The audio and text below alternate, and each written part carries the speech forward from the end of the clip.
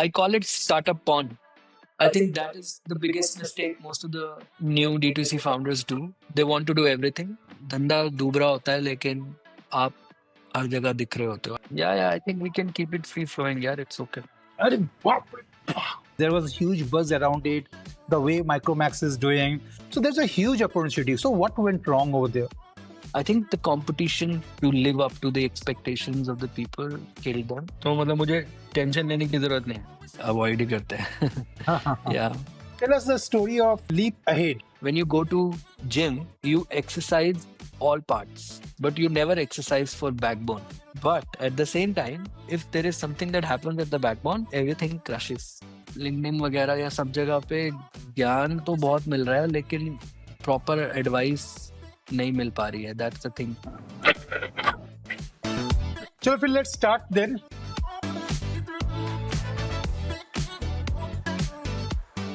Welcome to another episode of D2C Stories podcast, the future of D2C, told through stories and powered by experts. I'm your host, Vinit Agrawal, a techie turned entrepreneur and founder of Bluer Software. Through this podcast, I sit down with some of the brightest minds in D2C world to uncover their real journeys and turn those stories into valuable lessons for anyone building in this space. Let's dive into today's story. Hello viewers, let me introduce you to someone who has helped me immensely in my D2C stories and space. Kamal, who has immense experience in D2C, has been part of multiple successful ventures starting from Snapdeal and many others. He's 20 years into supply chain, customer experience and brand ops. And now he's also into a space of being a mentor, author. So let's get into today's episode and speak to Kamal and learn as much as possible. Hello, Kamal. Welcome to D2C Stories.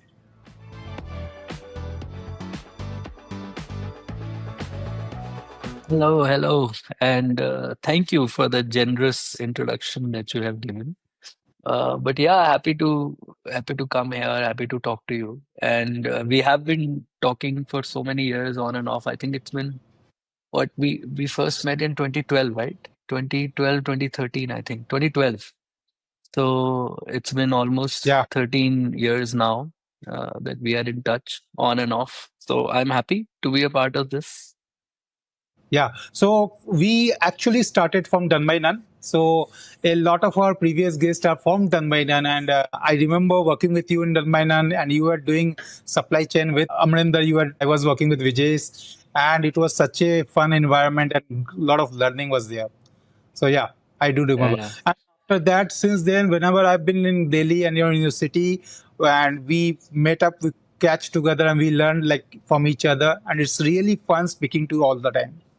Yeah. So yeah, it's been a great journey so far, and the respect is mutual.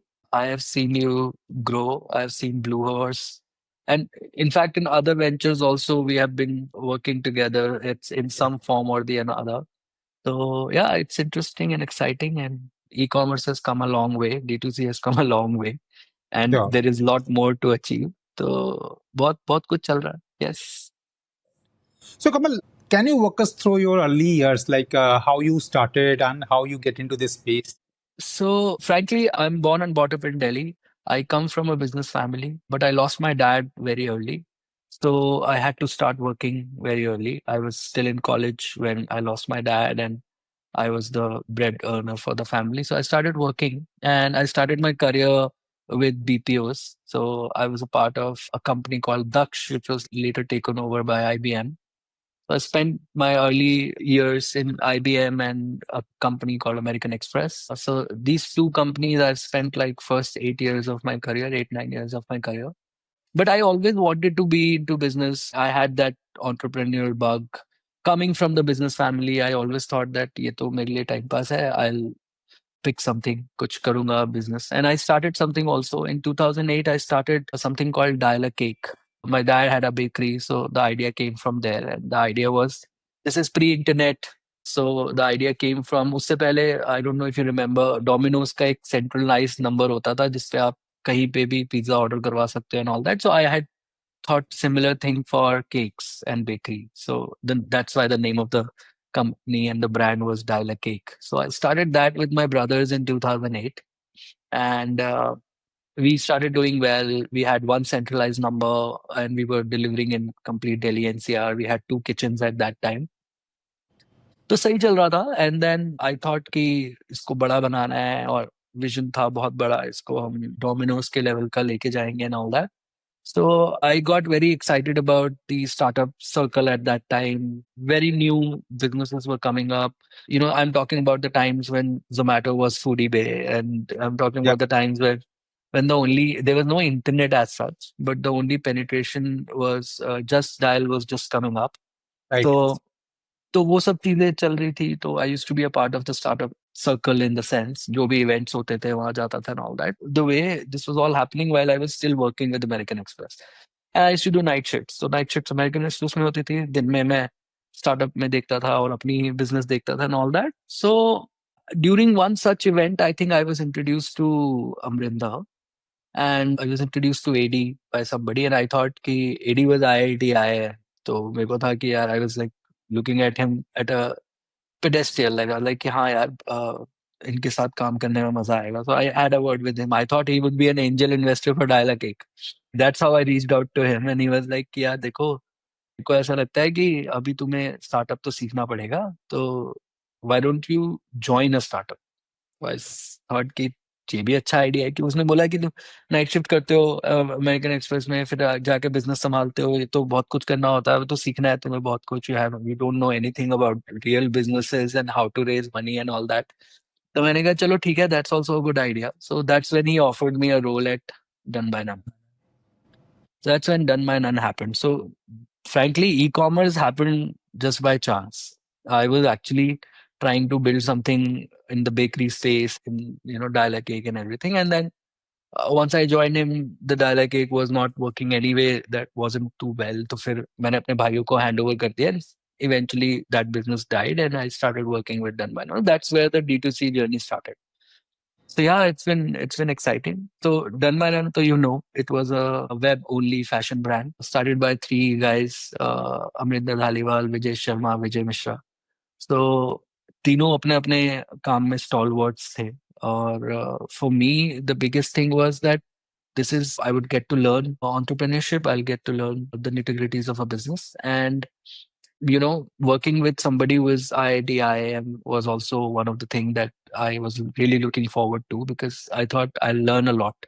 And not just thought, I mean, AD is still my mentor. I still meet him, we still talk.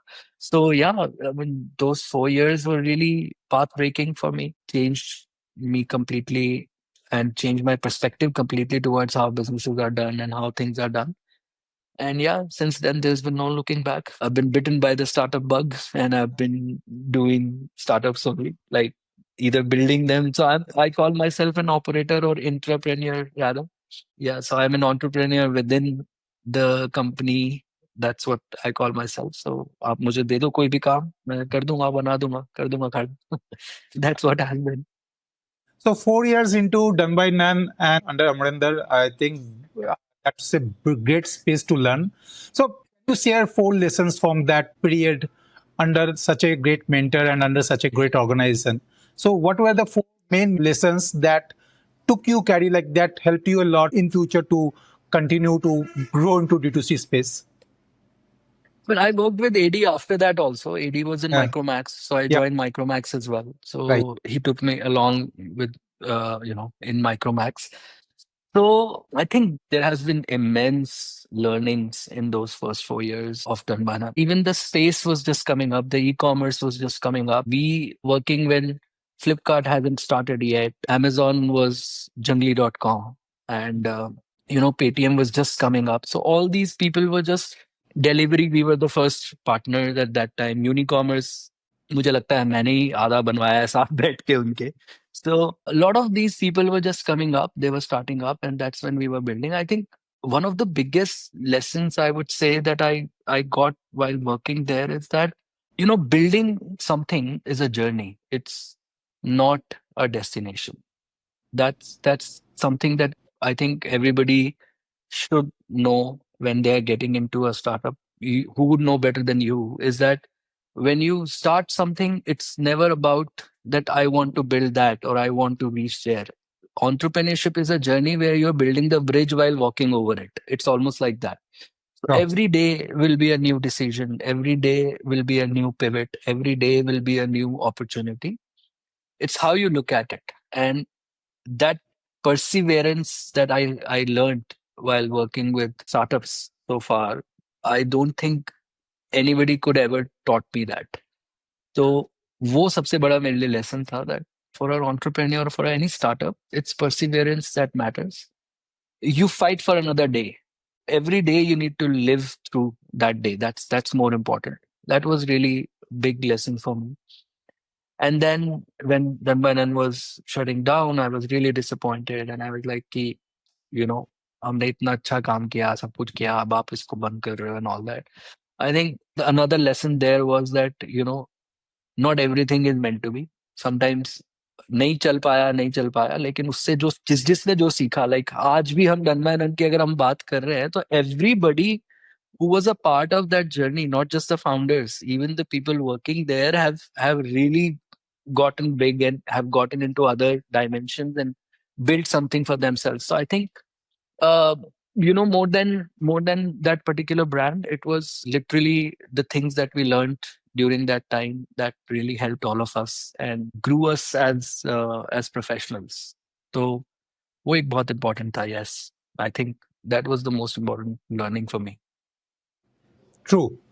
For me, I was just a vendor at Done by None, but I learned a lot of things there. And another big thing is people, for some reason, who are part of Done by None, I saw them as a different level of people. Like people, they are still my friends. Like I am in touch with Manikant, Anil, Vijay on regular basis. Then Rajnish, I was speaking to Rajnish last week. He was also saying ki those people who were associated were all very young and spending their four like long years together to do something, create something. So it was a completely different level of people, and we learned from each other. Yeah, Definitely, yeah. Another thing I would add to this is the culture. I think yeah, the culture that we built at that time, all of us, I am also friends with everybody. Talk about Charu, Abhya, Ruchika, right, Manish, Anil sir, Manikant, Vijesh, AD, Vijay Mishra. So I think the culture that we built at that time, and we still thriving in that. Like wherever we are trying to emulate the same culture that we saw at that time, the culture of hard work, the culture of transparency, talking to each other, the culture of the hustle that we used to do. yeah, मतलब I think corporate में हमें धक्के से बिठाया जाता था, लेकिन वहां right, पे हमने खुद अपनी मर्जी से 12-12 घंटे, 18-18 घंटे काम किया है और 7-7 दिन काम किया है. Like we used to go on Sundays also. right. I don't know if I can share, but I have one story. um, should I? I have an anecdote of Done by None. I remember my first day of Done by None. So imagine I'm working with American Express. I'm at a very good position there. You get cabs, you get food, you get everything given to you. It's just like तुम्हें बस काम करना है. And I left that company, joined Done by None. My first day at Done by None, and I'm calling. That time I used to live in West Delhi, and from Delhi to Gurgaon was like a ride of an hour, hour and a half. तो मैं घर से निकला हूँ और मैं AD को phone कर रहा हूँ कि hi Eddie, I am coming to office, आप बताओ कहाँ आना है. तो वहीं आ जाऊँ ऑफिस. तो इज लाइक कि नहीं नहीं, ऑफिस मत आ, मैं तेरे को एक और पिन भेज रहा हूँ, वहां आ जा. तो मैंने कहा ये क्या है. तो इज लाइक कि तू आ जा, it's a warehouse. I said okay. So I reached the warehouse. My first day of work. Okay, I reached the warehouse. AD is standing. I don't know. Vijesh नहीं था. अशोक था. If you remember Ashok ji. Yeah, Ashok. Ashok था. मणिकांत था. मेरे को join करने से पहले अशोक और मणिकांत थे वहां पे. I think I was the third person to join the team other than the founders. Yeah, तो एडी खड़े हैं, मणिकांत खड़ा है, अशोक खड़ा है, एक दो लड़के और खड़े हैं. And I reach, it's a basement, it's kind of a warehouse. And I am like कि हाँ जी बताओ व्हाट टू डू. कहते यार ये माल आया अभी अभी, हम इसकी क्यूसी कर रहे हैं, तू लग जा टेबल पे, मनी सिखा देगा क्या करना है, एंड डब्बे खोल और क्यूसी कर. And I am QCing the bags. And मतलब 2-3 घंटे इनटू दैट हम सब मिलके बैग्स क्यूसी कर रहे हैं. इन्वेंट्री आई हुई है, हम बैग क्यूसी कर रहे हैं सारे बैठ के. And we are chatting and discussing. And I am wondering in my head कि मैं तो कुछ और करने आया था यहाँ पे, मुझे तो कस्टमर सर्विस बिल्ड करना था, ये क्या हो रहा है. So it was fun. Like Yeah, that's how all of us actually learned on ground कि अच्छा QC ऐसे.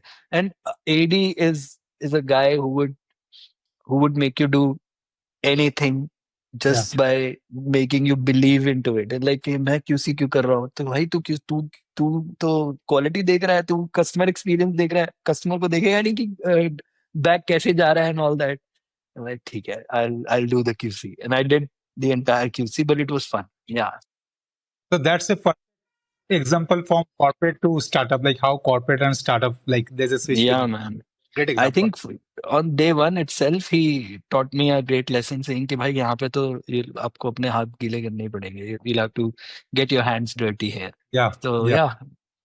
yeah. So from done by none, how things followed after that? So you went to Snapdeal, and now you're doing veg non-veg. So how things followed after that? Yeah, so when Done by None, I think I was the last man standing at Done by None. All the founders stopped coming, and one day I got a call from a AD asking that, would you be interested in joining me in my next thing? So I said, yeah, of course. Then I joined Micromax with him. Micromax was launching a new phone called U, and AD was the COO at that time, and I joined his team. I was the first member of the U team. And Micromax, I spent, I think, about a year or so, but I personally felt that those guys were really not, it was not working out. I was not happy with the overall, the culture of the But, team and but everything. when, if I remember very well, when you was about to launch, it was a huge buzz. There was a huge buzz around it. The way Micromax is doing, Yeah, yeah. Indian mobile users are using like growing like anything. So there's a huge opportunity. So what went wrong over there? I think what didn't work out was that their focus was Micromax has traditionally been somebody who would get the phones from China. They were mostly trading, right? They were buying phones and they were selling in the country. But this U was a different beast altogether. They wanted to they were bringing Cyanogen as an operating system, which was a mod operating system of Android, and it was built on the first movers of the phone were the people who are interested in technology, who want to build their phone themselves, who are into changing things within the phone. So I think, to make that community happy, they needed a strong R&D, which I think was missing. The research and development department in the company was missing, and they were still trying to do the same trading that they were doing. But then, of course, these Chinese companies started coming in, and you could not, and they were flooding the market with the similar phones or better phones with better every day. And that race is still going on. Like every other day, there is a new phone launches that is better than the previous model that was there. So Xiaomi happened at that time. OnePlus came in, and these Oppos and Vivos started coming into the country. And I think the competition and the pressure to live up to the expectations of the people killed them, and they did not have an R&D department as such. So I think they were just left behind in the race. That's what happened. Sure. So yeah, so I was a part of you.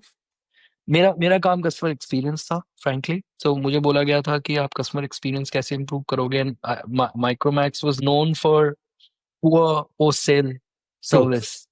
उसको कैसे ठीक करोगे, यू में कैसे बदलोगे. So I was coming from a e commerce background, and धीरे धीरे हमें हमें शिपिंग वो सब समझ में आ गया था. तो what we suggested to the company was that let's open a centralized service center, and rather than calling people to the service center, you get the phone picked.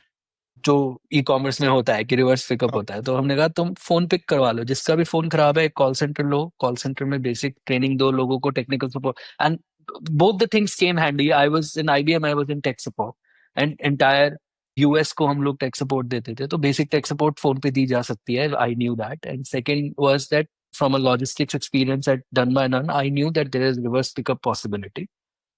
And everything included, the cost would still be cheaper than opening a service center in every city, every area, and then providing service parts and everything. You are operating a central service thing, जो वैसे भी brand के पास थी. Micromax का अपना मायापुरी में होता था सर्विस सेंटर बड़ा. तो तो हमने वो इनोवेट किया वहां पे. तो उनके लिए वो सिस्टम बनाया, उनका एक कॉल सेंटर सेटअप किया जो टेक सपोर्ट देता था फोन पे. That was first time in happening in the industry. And then we also set up this service where in you don't have to go to the service center. The service center will come home. Yeah. And then we piloted one more service wherein छोटे मोटे defects के लिए the guy, the service engineer would come to your home and do it in your home rather than even picking the phone. तो वो सब हमने एक साल में सेटअप किया, बनाया, and it was working really well. But then, I felt that I was not very happy from the cultural perspective, and things were kind of slow. I came from a very fast moving startup, and I was thinking कि वो उस तरीके से नहीं चल रहा है जिस तरीके से हम सोच रहे थे इसको चलाने की. तो then I got an opportunity with Snapdeal and I moved. Sure. Yeah and then yeah and Snapdeal, I was a part of Snapdeal का टीवी नेटवर्क था. होम शॉपिंग बहुत चलता था उस वक्त. होम शॉप 18 होता था और ये सारे टीवी चैनल चलते थे जिसपे होम शॉपिंग होता था. I don't know if you remember. Yeah, I do so remember. या तो स्नैपडील का एक होम शॉपिंग नेटवर्क था, डेन स्नैपडील, जहाँ पे Right. कि डेन के साथ उनका कोलैबोरेशन था. आई was a part of that team. I was heading supply chain there. So my experience with Run by None came handy. And even in Micromax with you, I was a part of it was still included supply chain and working with the supply chain partners and everything. So yeah, I joined Snapdeal. वहाँ पे तो अलग ही था बिल्कुल, क्योंकि it was a TV shopping network, part of a bigger organization and faster moving organization. So it was really nice. The experience was great. I learned a lot from supply chain perspective. और वहाँ पे फिर उन्होंने Unicommerce को भी take over कर लिया था. तो यूनिकॉमर्स, जब मैं डन बाय रन में था तब यूनिकॉमर्स ये लोग बना रहे थे. अंकित पृथ्वी एंड विभू थे, I think one more founder. और डिलीवरी भी उस वक्त नया नया था. Delivery was also growing from a logistics point of view. तो या सो क्योंकि सेम टीम थी, मैं पहले से ही जानता था विभू को वगैरह को, तो मेरे लिए इजी हो गया था वो यूनिकॉमर्स को सेटअप करवाना, इंडेन स्नैपडील एंड एवरीथिंग. तो वो अच्छा रहा. That was a great experience. It was mostly COD. तो वहां पे अलग प्रॉब्लम्स आती थी, लो Right. वैल्यू प्रोडक्ट्स और मोस्टली सीओडी. इनफैक्ट वहां पे 90% सीओडी था. वहां पे भी हमने कुछ कुछ कोशिश की इनोवेशन करने की, बिकॉज जैसे लॉजिस्टिकली कुछ एरियाज ऐसे होते हैं जहाँ पे सीओडी अवेलेबल नहीं होता लेकिन डिलीवरी अवेलेबल होती है if it's a prepaid delivery. तो हम कोशिश करते थे कि हमने टेक्नोलॉजी लगाई, हमने कन्वर्ट करने की कोशिश की कि उनको लिंक भेज रहे हैं कि आप लिंक से पेमेंट कर दो, अगर पेमेंट आ जाएगी तो हम डिलीवर कर देंगे. ट्रस्ट बिल्डिंग एक्सरसाइजेस बहुत करनी पड़ी वहाँ पे, बिकॉज टीयर 3 टीयर 4 सिटीज में, टीयर 2 सिटीज में उनका काम होता था होम शॉप नेटवर्क का, और वहाँ पे trust was the big issue. So इसलिए everything was ordered on COD कि आएगा तो पैसे देंगे. तो those things we learn, like वहाँ पे काफी अच्छा रहा. Got an opportunity to work on like a major distribution system, क्योंकि Done by None was a smaller company, same smaller in the sense in volume. This was like a 10,000 orders a day kind of a volume. तो वो एक बड़ा volume था. तो उस volume में आप कैसे नेगोशिएट करते हो, कैसे वेंडर डीलिंग करते हो, I think those things I learned at Snapdeal. तो या so Snapdeal again, funding winter came. They were just providing pink slips to everybody almost. उनका सप्लाई चेन टीम 1200 लोगों का होता था, स्नैपडील का अपना. एंड आई थिंक रातों रात it went down to 600-700 people. So they had to let go of some lot of people at that time. From the call center, they had one in Okla, and they had to let go of too many people there. So I think those things were going on at that time. So I kind of decided that ठीक है. And इस बीच में there were certain things हमने साथ में भी काम किया. BCA happened, right? And I was doing consulting to some brands. Right. So I moved out of a full-time role and I thought I'll do consulting. So I think then Snapdeal के बाद कुछ दिन मैंने consulting किया. उस consulting में अलग अलग ब्रांड्स के साथ काम किया, बीसीए के साथ किया, एक यूएसआई करके ब्रांड होता था उसके साथ किया, एक दो और ब्रांड्स के साथ, विजेश के साथ काम किया थोड़े दिन. तो Vijesh was running his consulting firm at that time, so I work with Vijesh also for some time मतलब वही महीना 2 महीना. But I had a family, so I was looking for something. So then Bhane happened. Like one of the ex colleagues of Done by None was working with Bhane, and I had a chance introduction. And then I was looking for a consulting role only with them, but they wanted somebody full time. And Anand was very clear that I want someone full time in my company, and I want somebody to lead the entire operations for us. You seem like a fit role, but मैं consulting नहीं दे सकता हूँ, मुझे full time ही चाहिए. Then I had to take a call, so I decided to join them full time. So I think I left Snapdeal in 15 and I joined Bhane in 17. So बीच में 1.5 साल, I think 18 महीने 20 महीने का था बीच में gap, जब मैं consulting कर रहा था मल्टीपल लेवल पे. इनफैक्ट सबसे लंबा स्टेंट मेरा इसके साथ ही था, बेस्ट कॉलेज आउट के साथ. आई थिंक 6 महीने आई work with them. Yeah, So yeah, so then I joined Bhane. So Bhane was a great, again, similar culture, like done by none, starting from zero. It was fun. तो भाने जब join किया तो उस वक्त veg non veg भी, Anand was the partner at veg non veg. भाने आनंद का अपना ब्रांड है, तो yeah, दोनों चीजें चल रही थी. So I started taking care of both and then slowly gradually now I've moved to, it's been I think 4 years I moved to veg non veg 100%. But yeah, that was the journey. sure. Yeah, that's really great. So yeah, Kamal, from done by none to new age veg non-veg. So as we see some stats, we see that D2C market is in India is going to become 4 lakh crore by 2025. So when you're managing veg non-veg, जहाँ पे I guess you started from 2 orders a day, or now you have 300 plus orders a day. I am not sure the exact number right now. Yeah, even more. Yeah. Yeah. So what were the toughest challenges like from 2 to like 400 or 500 orders per day? How you move towards that? Okay. You know what we started talking with in the beginning, the fact is that every business will have its own challenges, right? Yeah. And which are specific to that business. So when I joined Veg Non Veg, when I was looking at Veg Non Veg, I think their bigger challenge was not scaling the business, because I came from Snapdeal where anyway I was doing 10,000 orders a day, right? Right. वो challenge नहीं था. Challenge कुछ और था. Challenge ये था कि it was a high priced inventory. हमारा एवरेज ऑर्डर वैल्यू 10,000 का है. तो हमारा जो प्रोडक्ट था वो एक्सपेंसिव था. दूसरा, हमारे product, I mean our customer is so specific कि डब्बा भी नहीं टूटना चाहिए. So one constraint was that it was a high value product. Second constraint was that I have to take care of the shipping in such a way that even the box don't break. And the third constraint was inventory. I had limited inventory, but I had to be omni-channel, Yeah.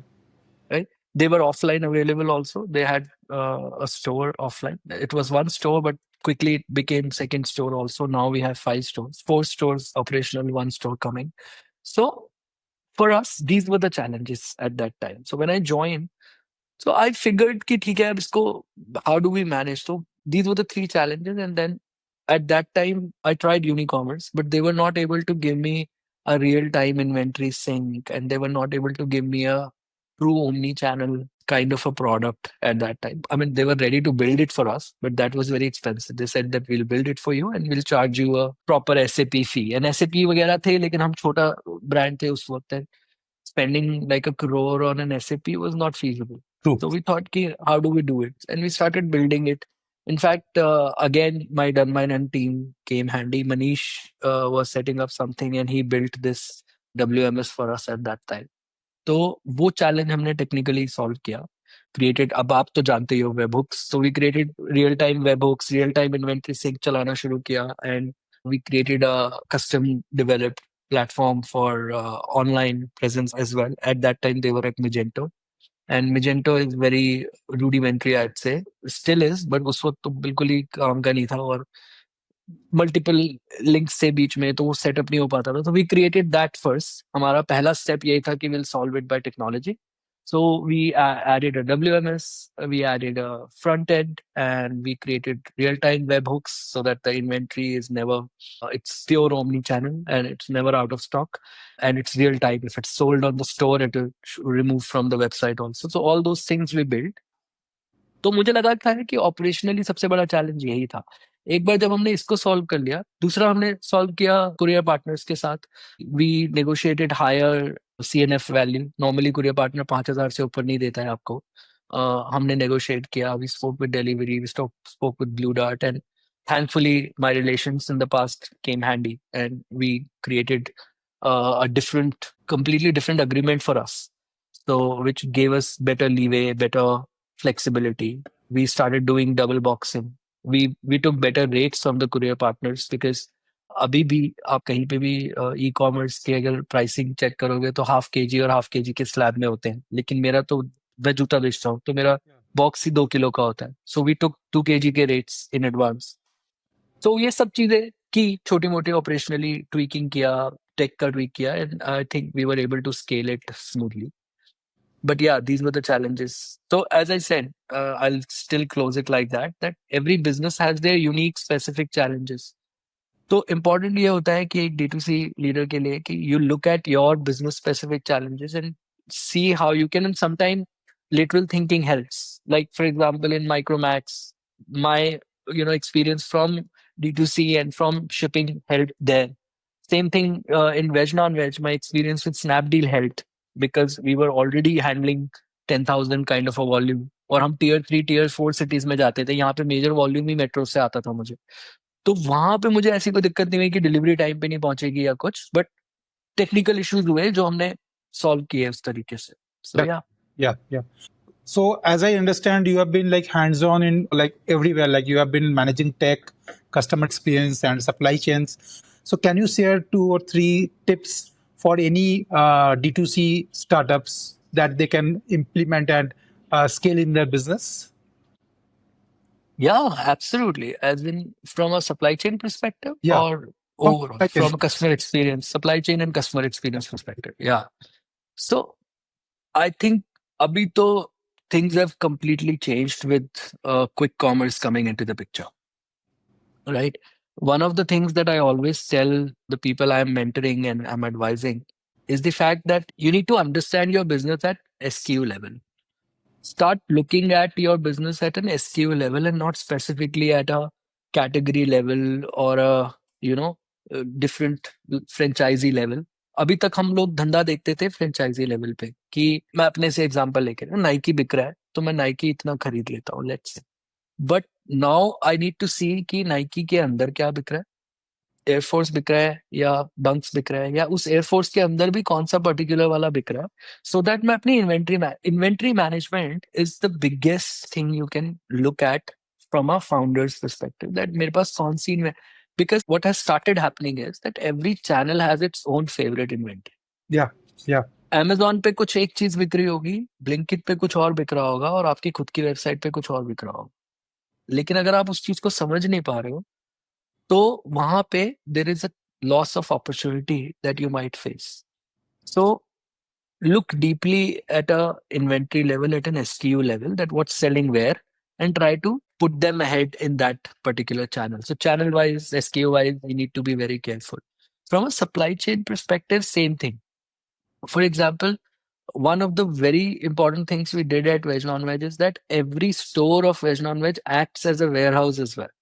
तो मुझे अलग से ware house लेने की जरूरत नहीं है, लेकिन मैं जब भी स्टोर बनाता हूँ आई मेक श्योर कि 20% 25% of the store is kept as a inventory holding area, wherein, and then I connected all my partners from that. So Mumbai का ऑर्डर अगर मुंबई में पड़ा है तो पहले मुंबई से ही शिप होगा.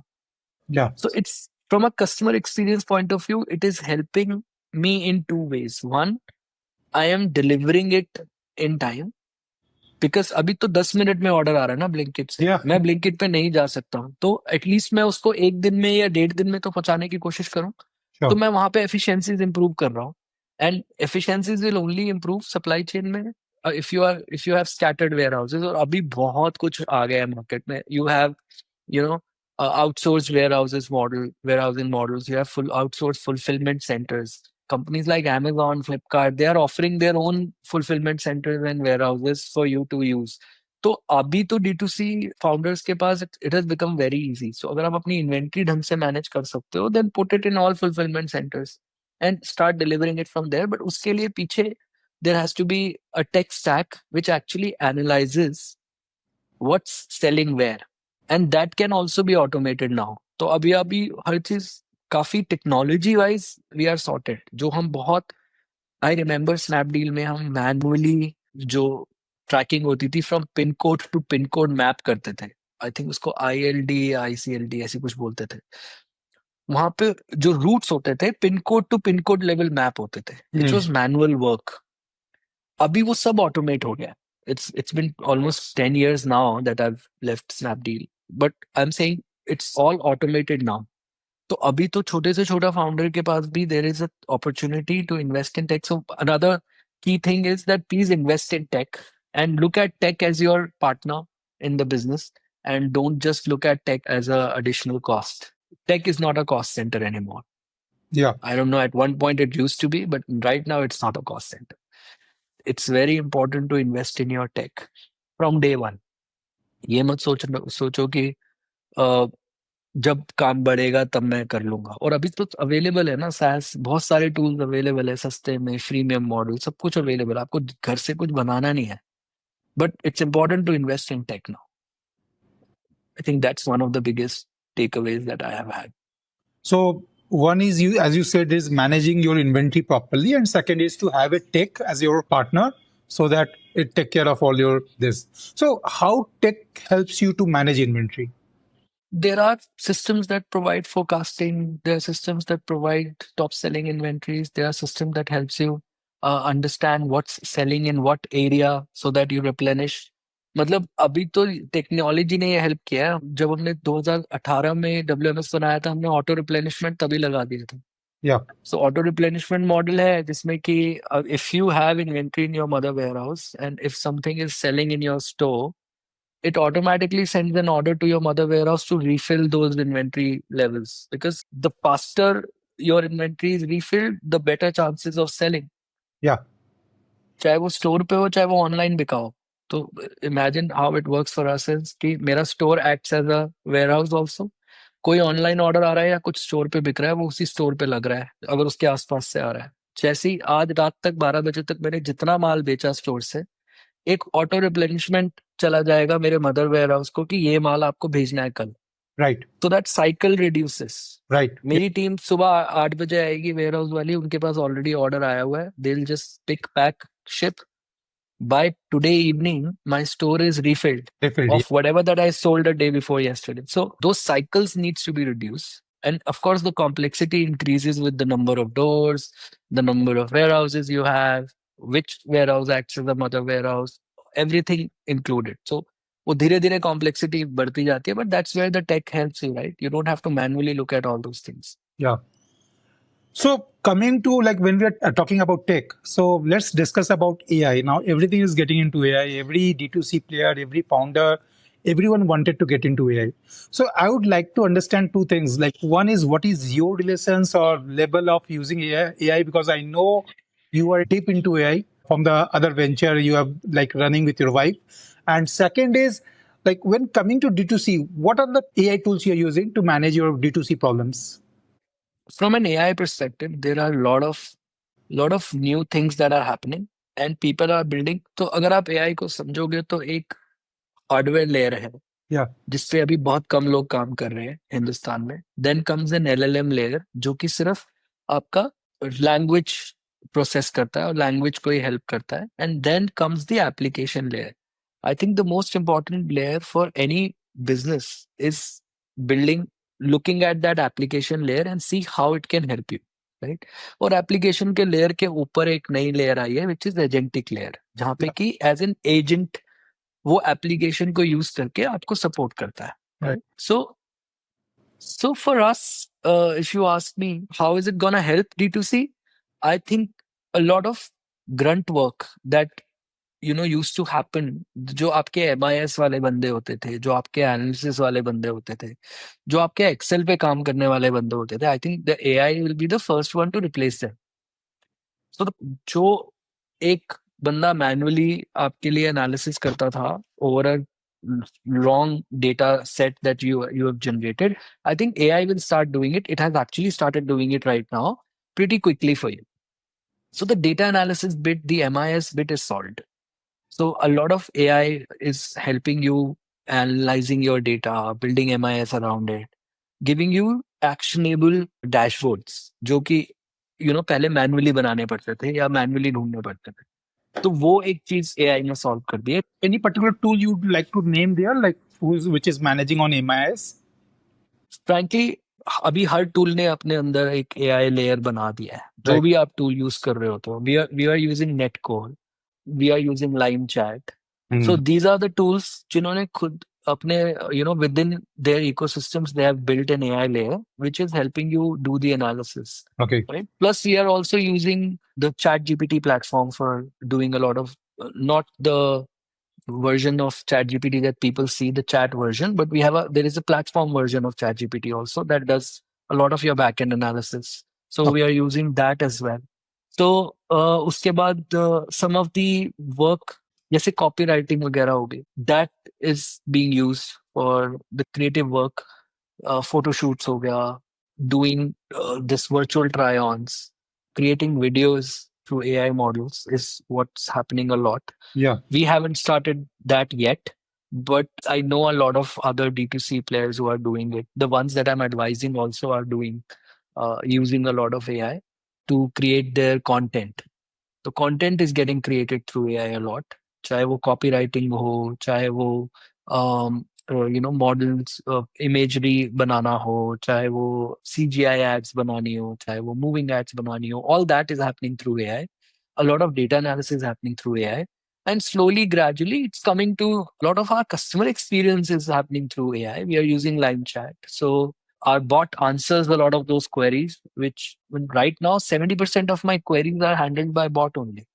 Yeah. Only 30% comes to my customer care executives. So and I come from the similar background call centers and BPOs जहाँ पे 1000 सीटर आपको कॉल सेंटर लगाना पड़ता था, वहां पे अब आप सोचो कि एआई के बाद आपको सिर्फ 300 सीटें लगानी है, बाकी 70% काम तो बॉट कर रहा है, जवाब दे रहा है. अब तो वॉइस एजेंट्स आ गए हैं, so you don't even have to bother about chatting. It's like even the voice agents are being responded to AI. So that's a major area. So if you ask me, I think the customer experience part is being solved through AI. The MIS and analysis part is being solved through AI, and the creative part is solved through AI. And then beyond that, there is an agentic layer, which means that you can create agents to do multiple things for you. तो जैसे आप employees रखते थे कि email का जवाब देने के लिए एक एम्प्लॉय चाहिए, एनालिसिस करने के लिए एक एम्प्लॉय चाहिए. Even if you talk about the smaller teams, अगर आज आप धंधा शुरू करते हो तो सबसे पहले आपको चाहिए ना कि कोई बंदा मेरी ईमेल के जवाब दे दिया करे, या कोई बंदा मेरी चैट्स रिस्पॉन्ड कर दे, मेरा एक्टिव रहे चैट पे. I remember doing that. Manikant और मैं बैठ के चैट्स के जवाब देते थे डन पे. अभी हमें वो करने की जरूरत नहीं है. Even at a single founder, a lot of AI can help you with that. True. So all those jobs are probably getting replaced by AI. अब AI को संभालने के लिए you need one person who understands the business Yeah. and set it up for you. Rest everything will be done. So true. So Hmm. yeah, AI can take care of all the groundworks. Is definitely going to help on that. So Hmm. now coming to new role you're playing in your career, like new chapter in your career as a mentor and creator. So as we all know that it is one of the booming industry. We know that it is going to be like 2,500 crore industry by 2025. So what's your roadmap on that, or how you are getting into that? Frankly, I'm not thinking of becoming any influencer or anybody. I'm not thinking of kind of monetizing it or do something around it. My only intention of doing mentorship is being aware of what's happening in the industry. जैसे कि मैंने आपको बताया, like when you are working full time, let's say I'm working at VegNonVeg, there are certain things that you already know probably, or you are in a comfort zone and you are doing certain things in a certain level. The moment you step out of your comfort zone, the moment you start talking to other people who are building businesses, the question or the paradigm shifts. And that's what my intention is. So when I try to mentor businesses and advise businesses, my whole intention is to understand the problem statement from a different paradigm and try to solve it. And this helps me keep active, and this helps me keep learning new things. Like how AI happened in my life was only because I was trying to mentor a few people and they wanted to use AI, and I thought, okay, let me see कि कैसे चलता है, मैं भी देखता हूँ करके देखता हूँ. And that's when I started taking interest into that. So I feel, for me personally, of course it's an industry and people are building around it, and a lot of people have built good businesses around being an influencer, or this industry around influence. But for me, it's more to do with my personal learning and coming out of my comfort zone and shifting my paradigms and understanding, and probably, you know, शायद किसी और को समझाते सिखाते मेरे पास भी कुछ अच्छी इंफॉर्मेशन है जो मैं अपने बिजनेस में यूज कर सकूं. Yeah. That's the only objective. या So, as you are into this already, so what are the 3 or 4 tips you would like to give to any new business or D2C who is planning to come out? So, what will be your like starting point for them? Like 3 to 4 tips. two most important aspect of any business: your product should be great Yeah. and your brand should be great. Like you should be able to talk about it. तो अगर आप सोच रहे हो कि आप सिर्फ brand बनाकर आप अपना शिटी प्रोडक्ट मार्केट में उतारोगे और लोग फिर से खरीद लेंगे, डजंट वर्क. और अगर आपको लग रहा है कि आप कुछ प्रोडक्ट बहुत अच्छा है लेकिन आप उसके बारे में बात नहीं कर रहे हो या उसकी ब्रांडिंग बहुत इफेक्टिव नहीं है, तो भी नहीं चल पाएगा. Because right now there is so much of chaos and there is so many people out there trying to say about them, trying to speak their mind. It has almost become very difficult to stand out. Yeah. So how will you stand out is the way how authentic is your brand language, how authentically you are talking uh, to your people, to your customers. And I think one of the core things that has helped us at VegNonVeg is culture to commerce. So you build a community first, you build a culture first, and then convert it into commerce. And slowly, gradually, your niche community will become your biggest, supporters and your biggest advertisers. I think that are the two key things. If I'm a new brand today, if I'm coming out, I'll first work on a amazing product. I'll find out what is the niche, which area I want to get into, find a niche product, build a nice product around it, and then I'll start talking about that product in a authentic storytelling brand, creating a brand around it. So those are the two key things. And then I think technology has taken care of everything else. अगर आपका product बहुत अच्छा है, आपको brand build करना समझना आ गया, आप अपनी कम्युनिटी को समझते हो, everything else can be taken care of. Supply chain, customer experience, tech, all that can be taken care of. There are so many companies today who are helping you build the packaging that you want. Like paperboard packaging was the talk of the town at one point in time. Yeah. Yeah. Today, every new D2C product is coming up with different packaging, different ways of doing the same thing. I was just going through this health and wellness report that has become like a big industry, everybody trying to be healthy. But in that health and wellness report, आप खुद सोचो, there was one product. Let's talk about, let's say, Shilajit. पुराना product है. It's been there for ages. But today you have a gummy which has Shilajit. You have a effervescent tablet which has a Shilajit. You have a powder which has a Shilajit. I mean, there are so many ways. People are just packaging it in different ways. आपको जैसे अच्छा लगता है आप वैसे खाओ, I think Sila right? is a word which is most abused in this particular industry, wellness industry. Ayurveda. Ayurveda is also a word that has been abused a lot. So the point I'm trying to make is that if you have a right kind of a product, and we are a huge, huge country, you can always find a audience for yourself. Right. You can always find an audience for your product. Once you find it, then focus on building it. Don't spread yourself too thin. Focus on building that particular audience to an extent where they become your best advertisers, best supporters. Then maybe you can look at other products, other areas, but maybe build a niche first, build your audience in that sense. I think culture to commerce is the biggest thing that's gonna help in the coming 5, 10 years, Yeah. next decade. So you spoke about creating community. So how a brand will identify its community, how they will build it, and how they nurture it. So what is the process of doing that? I'll tell you how I feel. First, biggest thing is that nobody wants to be told कि आप ये खरीद लो. Yeah. कोई add देख के तो खरीदना चाहता ही नहीं है. आप Right. जितना मर्जी दिखा लो. Right. तो लोग कैसे खरीदेंगे? लोग खरीदेंगे आपके ऑथेंटिसिटी देख के, आपके रिजल्ट्स देख के, right? So moving from, first of all, finding your niche is the fact that you have to keep doing experience led business. So अगर आप D2C फाउंडर भी हो और आपका कोई दुकान नहीं है, चलेगा, लेकिन build experiences around your business.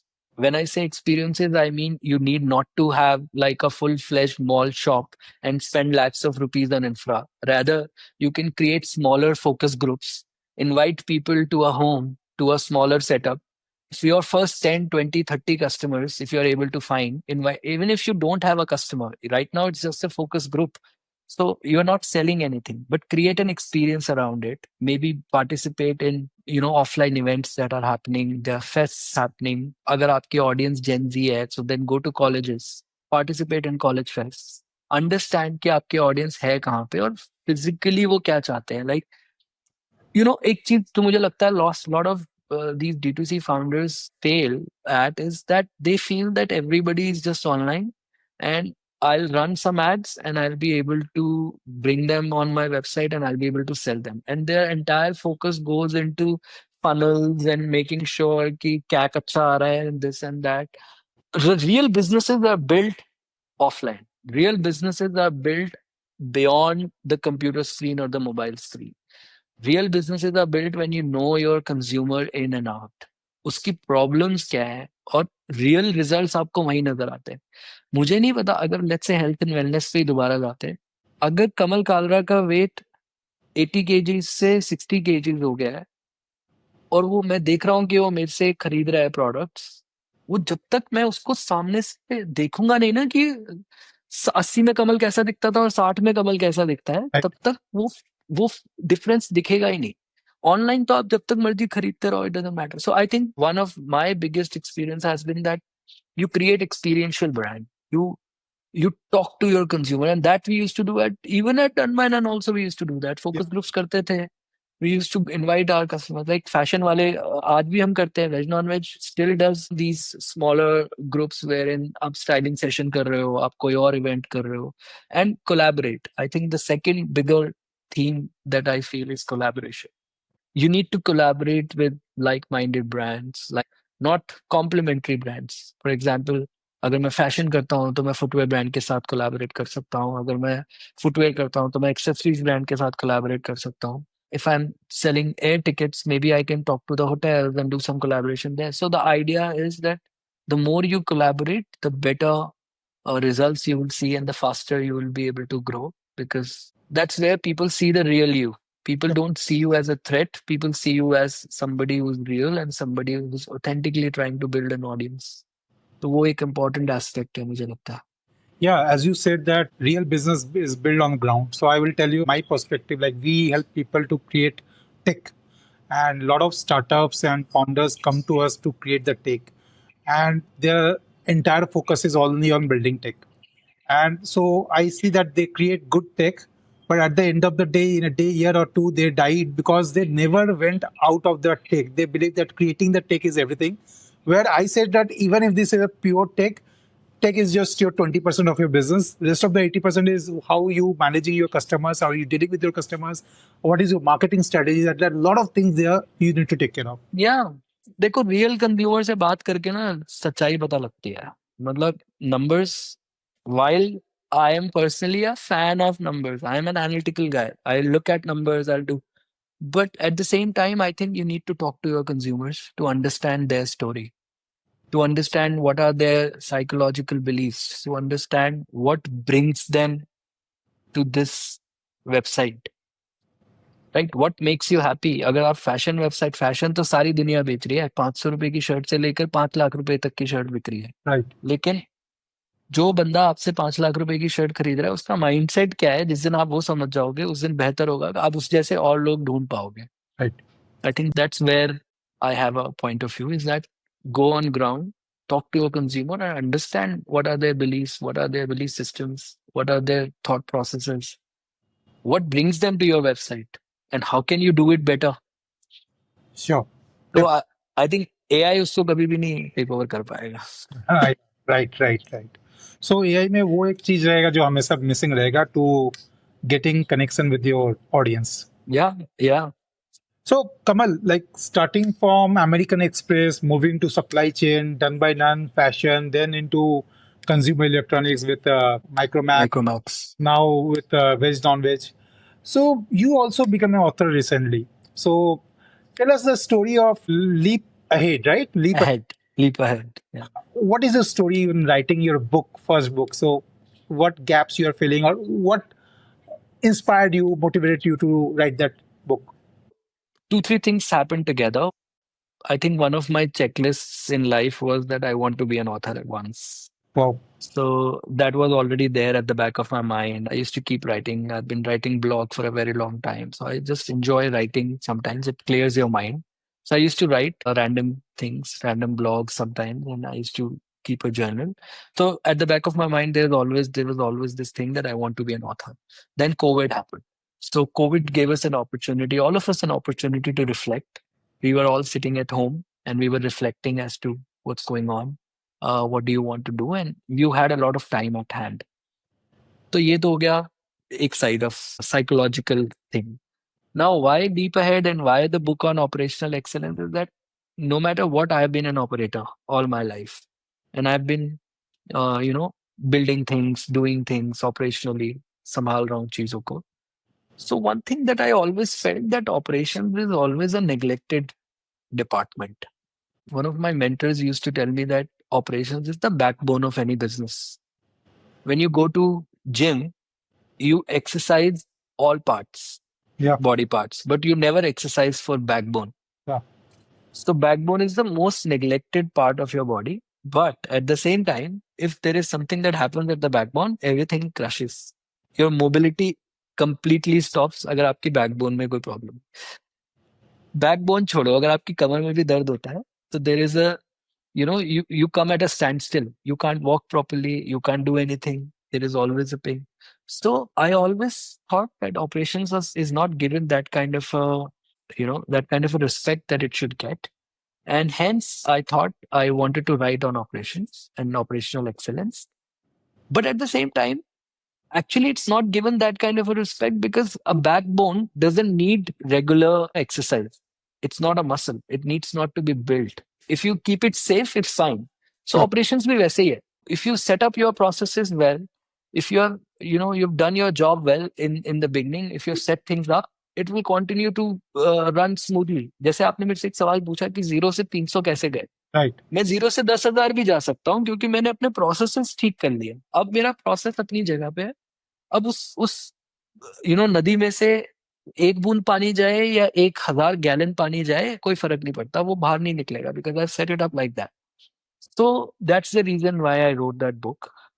And that's the thing that I want to say from that book is that, operations is all about setting your processes right. And your life is also very operational. If you set your processes right, सबने अलग अलग तरीके से ये बात करी है अपने हिसाब से. एटॉमिक हैबिट्स वाला हैबिट बोलता है सेम चीज, अंकुर वारिकू जी सेम चीज बोलते हैं कि आप डिसिप्लिन बिल्ड करो, ये करो. तो मैंने भी कुछ वैसा ही सेम चीज ही कहा है, but from an operational lens. The lens is that if you set up your processes and systems right, everything will fall in place, either be it your life or your business.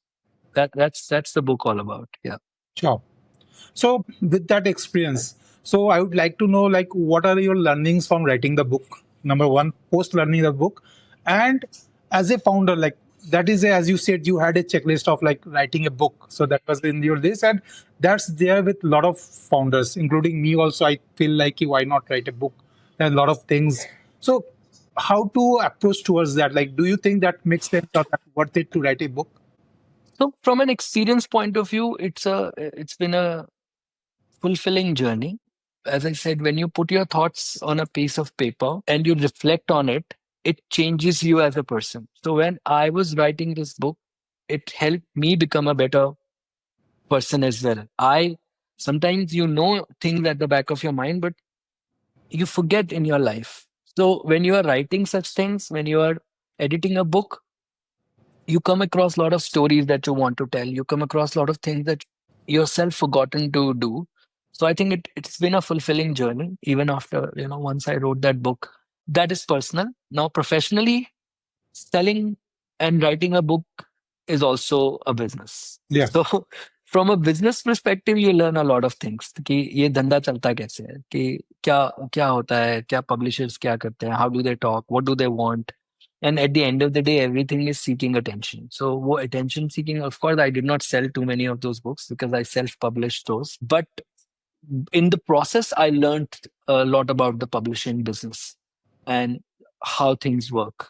So that was the learning. And for other founders, I will say that देखो अभी तो there are too many things in the market. As I said, ghost writers available hai, who can write the book for you based on your ideas. Is it Like, yeah, Ankur Warikoo is the fourth book. He has not written a single one.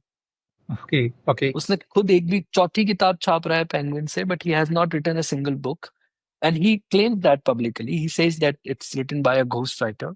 So ghostwriters are the people who will, because not everybody has that flair of writing or how people wants to read it, right? So I think one of my mistakes was that I wanted to do it myself, and I did it myself, and I self-published it.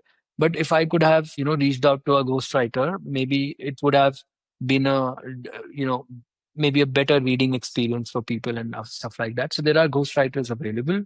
If you have, if you really want to speak your mind, so these ghostwriters will do certain interviews with you, will take your reading material, writing material, and they convert it into a book and they write it the way you want to write it. And then there are editors who will edit it for you.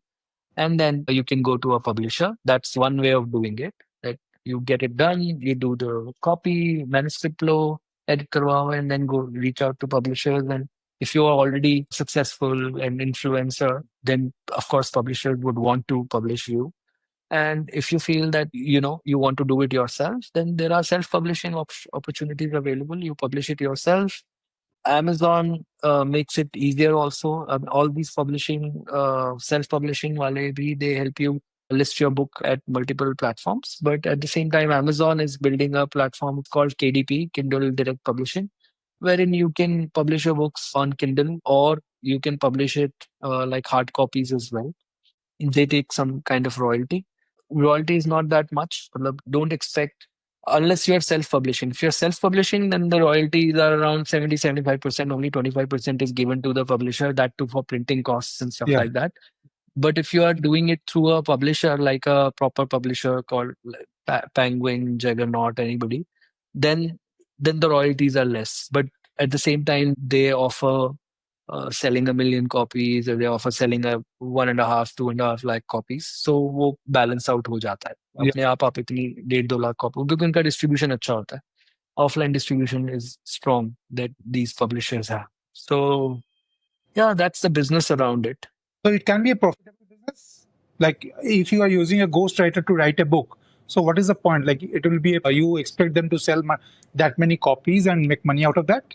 Not really, यार. मतलब publishing a book in itself may not be a very lucrative business, but then there are ancillary things that happen around it.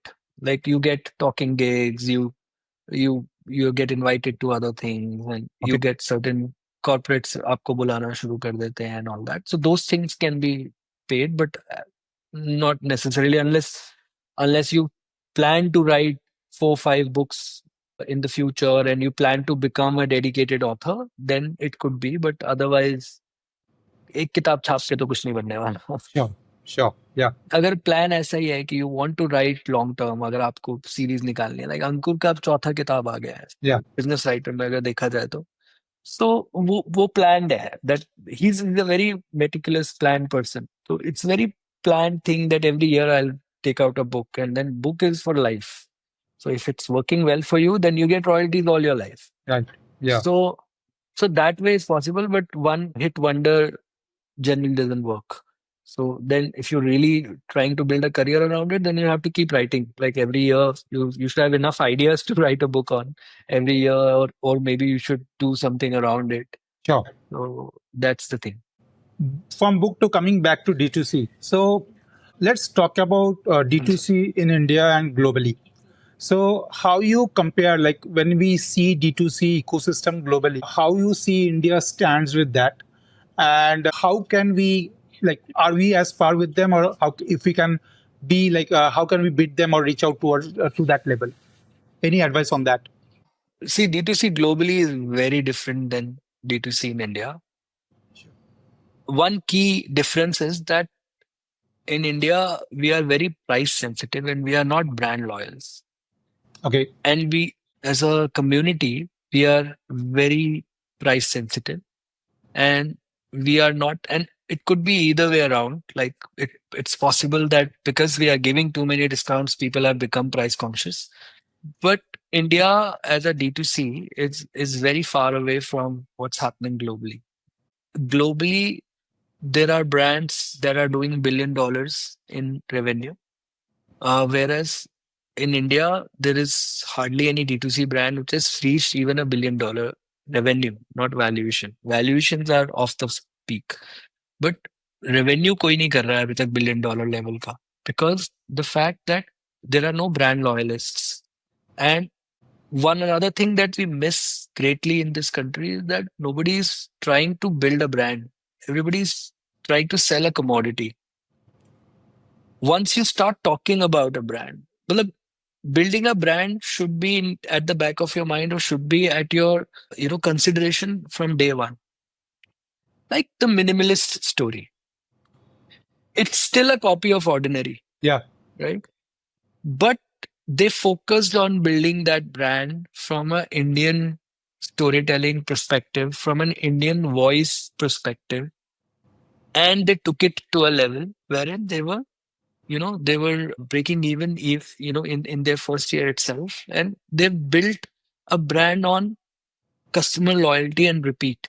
लेकिन वो सब पहले दिन से ही चल रहा था. ऐसा नहीं था कि उन्होंने बेचना शुरू किया फिर रियलाइज किया कि अच्छा इसको इसकी ब्रांडिंग ऐसे कर देते हैं या इसका पैकेजिंग ऐसी कर देते हैं. So I think, and very few examples like that. Most of the examples that you see, unfortunately, even minimalist is ordinary. So most of the examples that you see in India are, in a way, a copy of what is happening in West or other countries, right? So building an authentic brand within the country, अभी तक कोई ऐसा सोचता नहीं है. That's the problem. Globally, every new thing that you probably have seen happen in the West, especially US and China also. Yeah. Like these two countries are far, far ahead from a D2C perspective. We are a little far away from that. But I think slowly we are learning, we are growing. So it will eventually get better. But if you're talking about the brands that are building in India for globe, that also is hardly any. I haven't seen any brand which is building. Again, हम वही चीज करते हैं globally भी. We are only selling a commodity. Yeah. तो जो बेच रहा है इंडिया से ग्लोबली बेच भी रहा है, वो भी सिर्फ कमोडिटी बेच रहा है. साड़ियां बिक रही हैं, सूट्स बिक रहे हैं, यू नो ये सब चीजें बिक रही हैं बिकॉज उसकी रिक्वायरमेंट है. बट कोई भी ब्रांड नहीं बना रहा है. कोई ये नहीं बोलता कि मुझे एक्स साड़ी खरीदनी है या एक्स सूट खरीदना है यूएस में बैठ के. वो कमोडिटी है, जैसे बिक रहा है वैसे बिक रहा है. एज अ कमोडिटी कोई भी बेच रहा है. But building a brand takes efforts and time. And I'm hoping there will be some brands that will come up. I want VegNonVeg to be one of those. Yeah. But I'm hoping there will be other brands that will come out of India which will have global appeal. One of the examples I can say is Napa Dori. Napa Dori is a brand made in India and it's doing well internationally. Then our designers, like who is this designer? जो अभी Sabyasachi? global Sabyasachi, right? Sabyasachi is one name that has grown from India and is recognized globally now. Yeah. So I think slowly, gradually, there will be more brands that will come out of India that will do well internationally as a brand. Sure. But if you talk about D2C, it's mostly commodity selling that we do in India, and that's the reason why we are far away from either West, US, or China. That's my perspective. Yeah. So as you have been like part of Snapdeal and it's a marketplace. So for a pure D2C player, so how important is a marketplace and how they can be like what should be their strategy to be good on marketplace?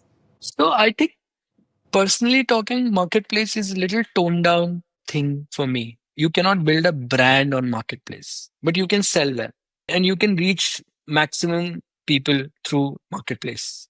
Yeah. So मैं जिस भी brand को advice करता हूँ, मैं ये suggest करता हूँ कि आप कुछ एक्सक्लूसिव एसयूज अपने D2C के लिए रखिए. अपने D2C को प्रीमियम पोजीशनिंग दीजिए और अपने मार्केट प्लेस में भी, क्योंकि ब्रेड एंड बटर भी तो चलना चाहिए, पेट भी तो भरना चाहिए. Yeah. So you can build some exclusive SKUs only for marketplace, Okay. which will be the entry level products. For example, a Nike creates a 5,000 rupee shoe also, and they have a 25,000 rupee shoe also. Yeah. But if you look at their stores or if you look at their big doors, ये हर retail brand की strategy होता है, वो distribution में हल्का माल डालते हैं, entry level माल डालते हैं और अपनी खुद की दुकानों पे या अपने अपने एक्सक्लूसिव डोर्स पे अच्छी इन्वेंट्री रखते हैं, हाई वैल्यू इन्वेंट्री रखते हैं. I think that should be the same strategy for all D2C founders, that you put, of course, build some entry level products, put them on marketplace and kill the hell out of those. बेचो जितना बेच सकते हो. That will help you reach to a consumer's house. Yeah. Let's say if somebody is building a healthcare product, or somebody is building a fashion product, or somebody is building, say, cosmetic product, right? So you create some entry level distribution products which you can very well sell on marketplace and follow all the marketplace strategies जो आप कर सकते हो, क्योंकि brand building possible नहीं होती है वहां पे, लेकिन वहां पे एड्स चलती हैं, वहां पे आप ऊपर दिखा सकते हो अपने आप को, बेहतर डिस्ट्रीब्यूशन कर सकते हो. You can do very well there. So sell those entry level products at marketplace, and for your own D2C website, create a little premium experience so that a user who has जिसके घर में आप पहुंच गए हो through a marketplace, when they come back onto your D2C website, when they search about you, when they look at you. And one more thing I'd say, that today the funnel is dead. You know, the funnel as we know it, कि top level above the mind, top of the mind recall आएगा और उसके बाद बंदा आपकी website पे आएगा, घूमेगा. वो फनल जो बनता था कि वो प्रोडक्ट देख के जाएगा और फिर that's broken. Yeah. There is no funnel any more. Now people are just coming from all over the places. उसने शायद आपको मार्केट प्लेस पे आपका नाम सुना, या उसने अपनी दोस्त के घर पे आपका प्रोडक्ट देखा, या उसने आपकी किसी ओटीटी प्लेटफॉर्म पे ऐड देखी, या उसने आपको इंस्टाग्राम पे देख लिया, या उसने आपका कोई एक्सपीरियंस अटेंड कर लिया कि आपने कुछ किया था. So the consumer is coming from all over. So to build that kind of a brand, I always urge founders to keep a marketplace strategy separate, their own D2C strategy separate. And if they are going into offline distribution, that should be a completely different strategy. You cannot have same strategy for all platforms. Okay. That's my 2 cents. So marketplaces, great for sales, great for revenue, bad for brand building. Keep entry level products there, sell a lot of them through there so that it becomes your distribution channel. On your own D2C website, keep some a little premium products and a better experience for people to understand. You can do a lot of storytelling on your website, on your own website. You can build authenticity on your own website. Those things can be done on your own website. And then you can have multiple options for people to reach out to, retention and other martechs. So how about the stores? Stores goes close to D2C channel, like very close to D2C channel, or it should have a mix of both? Stores, if you're going offline, Yeah. then it has to be a separate strategy again. क्योंकि store पे VM होता है, store पे आप किस तरीके से दिखा रहे हो, how are you bringing the consumer to the store, what kind of experience you are giving on the store is very different. So that becomes a third strategy. Sure. With a mix of both, with a mix of entry level. Okay, I'll give you an example. If you go to a high-end bag store, let's say you go to Da Milano or anybody else like that, you will see that there are entry level wallets there. कि आप brand को experience तो करो.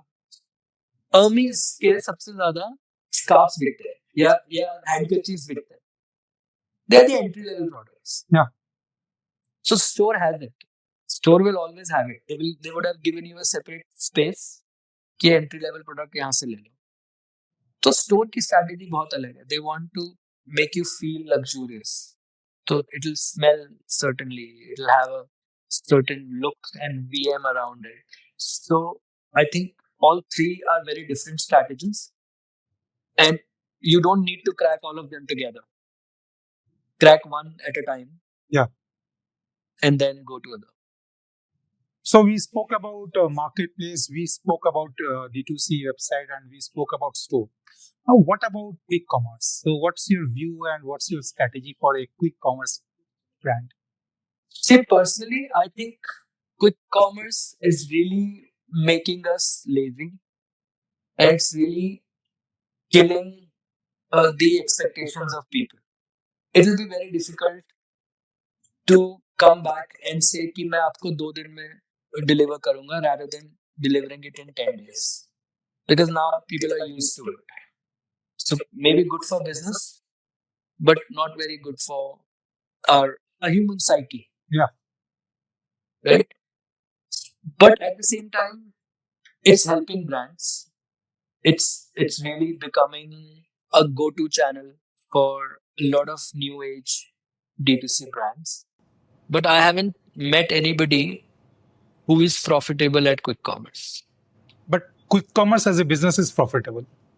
Quick commerce as a business is profitable, of Yeah. course. But any brand that is selling on quick commerce and say that I'm profitable on quick commerce as a channel is not, I've not seen that. So because there's a lot of fees, a lot of charges, a lot of storage fees, everything, it's mainly become an advertisement channel for people. And brands are thinking ki if we are seen at a quick commerce, probably at one point in time, consumer will come and buy from me directly also, Okay. which possibly may not happen ever. Because quick commerce in itself is a system wherein आप खुद देखो, if you use it, I use it a lot, but if I'm trying to, let's say, I went to a quick commerce trying to buy a certain brand of product. And if I'm not able to find it, what will I do? I will not go to the brand website and try to order. I will pick whatever that's shown on that app. Next item. Yeah. Yeah, because I'm addicted to that app, Yeah. not to your brand. So I don't think brand ke liye it's a great strategy, but similar to marketplaces, it can be a distribution strategy. If you really want to, like it's doing really well for an FMCG ke liye, it's a great system. So it depends also ki what category you are, placing yourself in. If you're an FMCG brand, then for distribution and eyeballs, it's a great tool. You can always, list yourself. Like for a lot of these ice cream brands are really killing it on Blinkit and Zepto and Instamart. Or I don't know like how long this gonna work because eventually people will start looking at it as a negative channel only. खर्चा तो एक खर्चा ही हो रहा है. It's Yes. not like you're really earning anything from there. No, it is adding up a lot of convenience. Like users are enjoying it. It is definitely adding a lot of impulse buying. And surprisingly, first time the owners, the quick commerce players are making money, which I guess Amazon, Flipkart still are losing money on every orders.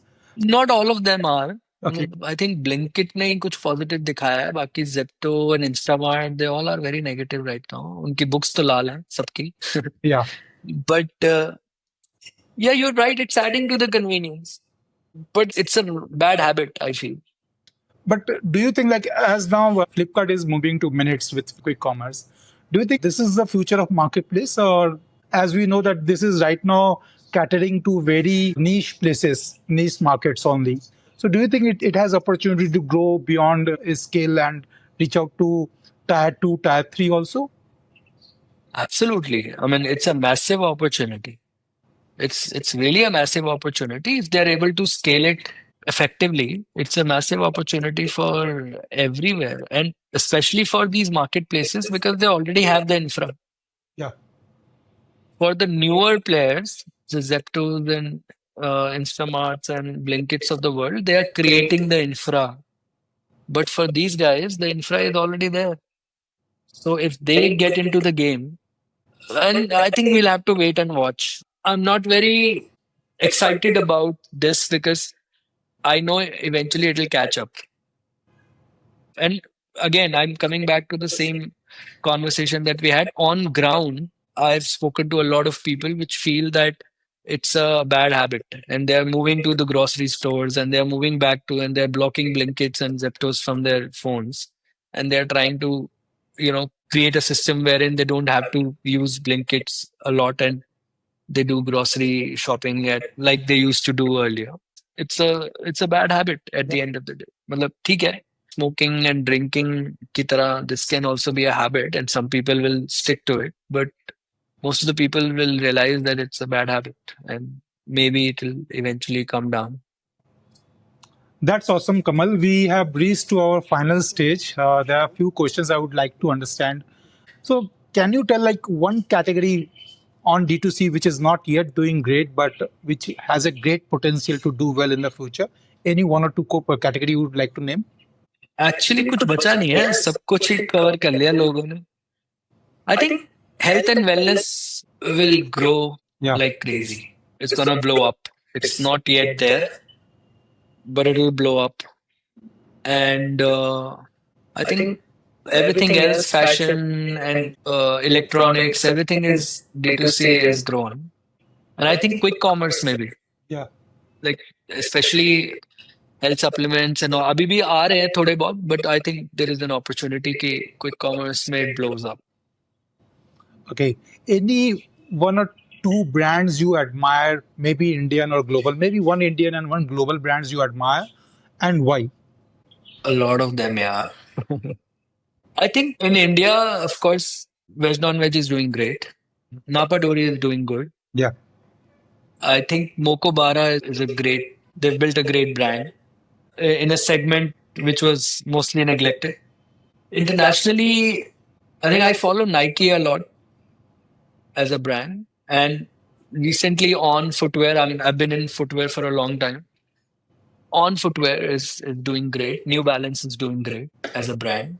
On footwear is a story that you know needs to be told. Like it's a great brand positioning and how they came out and took over the sneaker market.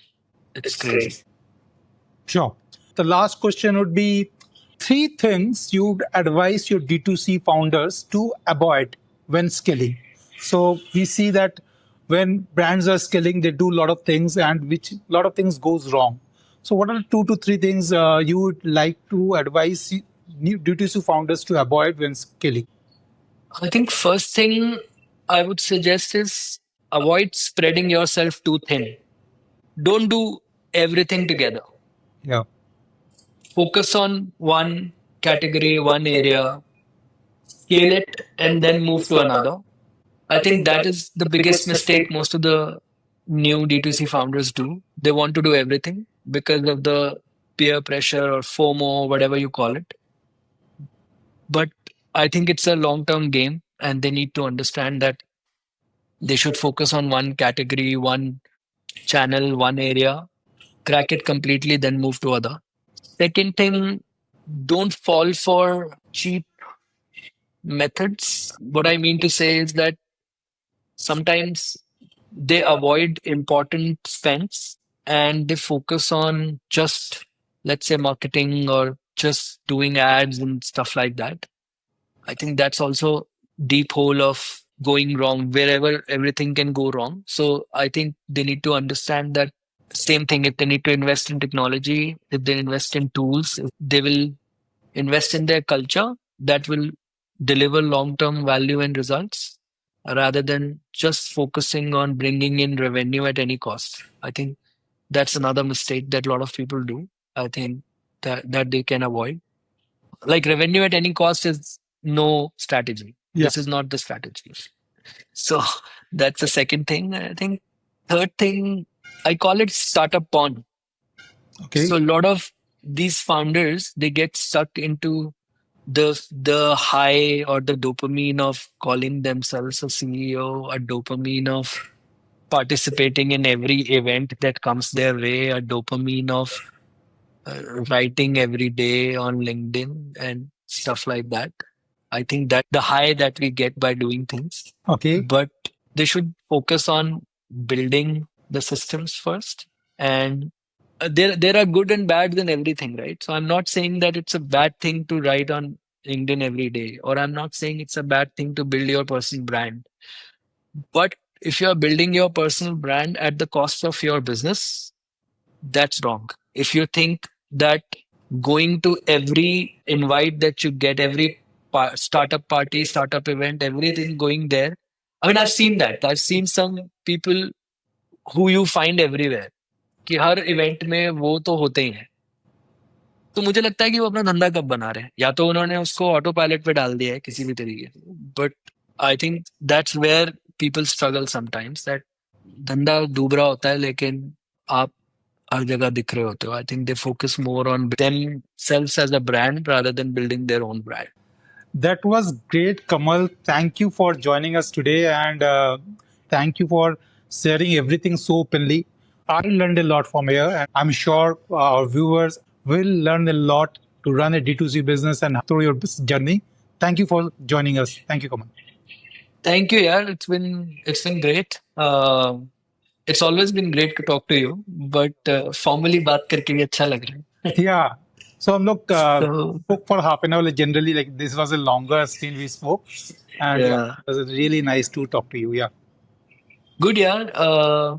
And I'm happy to be a part of your journey. Sure. And best of luck. And hope this grows and becomes like a go-to podcast for D2C Sure, farmers. sure, sure. To all our listeners, hope you enjoyed this. Don't forget to follow the podcast, drop your feedback in form of a review, share it with your D2C communities and WhatsApp groups, or someone who's building or dreaming to build in D2C space. This is D2C Stories podcast, the future of D2C told through stories powered by experts. I am Vinny Agarwal, and I will see you in the next story. Thank you.